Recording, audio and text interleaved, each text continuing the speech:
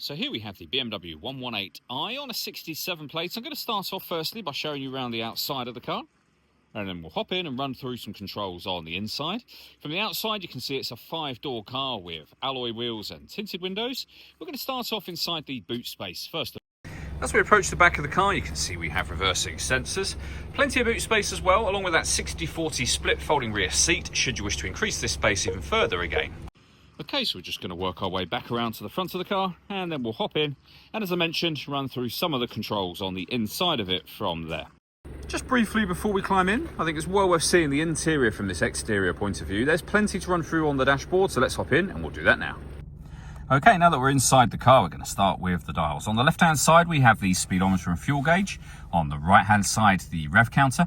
In the middle at the bottom are the total miles for the car. They are 66,105. You can change the information displayed above that by pressing a button on the end of the indicator stalk with various bits of trip computer, fuel economy information, and this digital readout for the speedometer.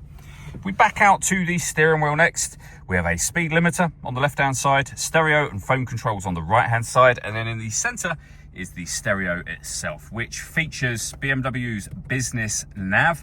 A really nice clear color display. It's a very easy system to use. All of the movement that you see me making on the screen at the moment is being done primarily using this dial, which is BMW's iDrive system. You can use the buttons that surround it to go into certain menus, but as I say, everything can be done from that dial. So from the main menu, you can rotate it to communication, for example, where you'll be able to pair up your phone. We can go back to the main menu. You can access your media and radio. So you'll see here, this car's got DAB, FM and AM, CD player, Bluetooth audio, and USB input as well. You can also pair your phone from that menu, as well as the communication menu. We have a vehicle settings menu available here as well.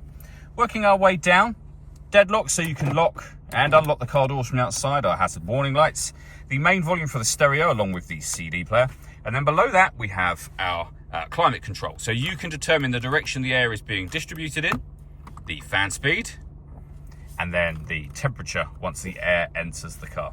At the moment the air conditioning is off. That button will turn it on. It's on when that light shows, of course. Same button will turn that back off again, or to access the climate control element, hit this button. The car will now take full control of the direction of the air and fan speed to then maintain this temperature for you. You can override that whenever you wish to, just put it back on your own setting.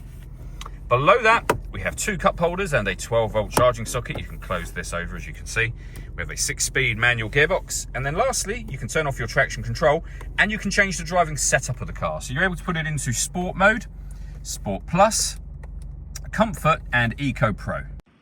All that leaves me to say is thank you for taking the time to watch this video. If you'd like to come and see the car for yourself and have a test drive, please feel free to give us a call here at Surrey Specialist Cars. We'd love to hear from you soon.